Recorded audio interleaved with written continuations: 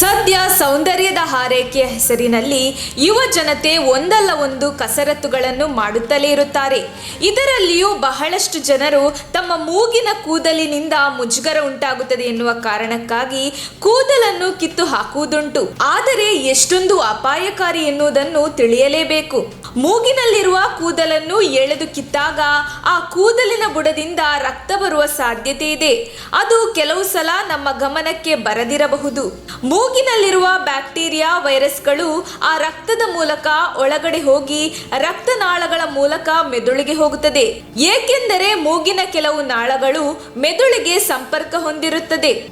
ಇದರಿಂದ ಮೆದುಳಿನಲ್ಲಿ ಬ್ಯಾಕ್ಟೀರಿಯಾಗಳು, ವೈರಸ್ಗಳು ಹೋದರೆ ಇನ್ಫೆಕ್ಷನ್ ಆಗುತ್ತದೆ. ಇದರಿಂದ ರೋಗಗಳು ಸೃಷ್ಟಿಯಾಗುತ್ತವೆ. ಅಂತಹ ರೋಗಗಳನ್ನು ಮೆನಿಂಜೈಟಿಸ್ ಎಂದು ಕರೆಯುತ್ತಾರೆ. ಇವು ತುಂಬಾ ಅಪಾಯಕಾರಿ, ಕೆಲವೊಮ್ಮೆ ಪ್ರಾಣಕ್ಕೂ ಹಾನಿಯನ್ನುಂಟು ಮಾಡುತ್ತದೆ. ಹಾಗಾದರೆ ಮೂಗಿನಲ್ಲಿ ತುಂಬ ಕೂದಲು ಬೆಳೆದಾಗ ನಿಮಗೆ ತೊಂದರೆಯಾಗುತ್ತಿದ್ದರೆ ಅದಕ್ಕೆ ಹೀಗೆ ಮಾಡಿ. ಅಂತಹ ಪರಿಸ್ಥಿತಿಯಲ್ಲಿ ಮೂಗಿನ ಒಳಗಡೆ ಸ್ವಚ್ಛವಾಗಿ ನೀರಿನಿಂದ ತೊಳೆದುಕೊಳ್ಳಬೇಕು. ಇದರಿಂದ ಪ್ರಮಾದಕಾರವಾದ ಬ್ಯಾಕ್ಟೀರಿಯಾಗಳು ನಶಿಸುತ್ತವೆ. ನಂತರ ಮೂಗಿನಲ್ಲಿರುವ ಕೂದಲುಗಳನ್ನು ಕತ್ತರಿಯ ಸಹಾಯದಿಂದ ಕಟ್ ಮಾಡಿಕೊಳ್ಳಿ. ಅದು ಸಹ ಸ್ವಲ್ಪ ಭಾಗದವರೆಗೆ ಕಟ್ ಮಾಡಿದರೆ ಸಾಕು. ಕೂದಲಿನ ಬುಡದಿಂದ ಕಟ್ ಮಾಡಿಕೊಂಡರೆ ಮೇಲೆ ಹೇಳಿದಂತೆ ರೋಗಗಳು ಬರಬಹುದು. ಎಷ್ಟು ಎಚ್ಚರಿಕೆಯಿಂದ ಮಾಡಿಕೊಳ್ಳುತ್ತೀರೋ ಅಷ್ಟು ಒಳ್ಳೆಯದು. ಇಲ್ಲವಾದಲ್ಲಿ ಅಪಾಯ ತಪ್ಪಿದ್ದಲ್ಲ.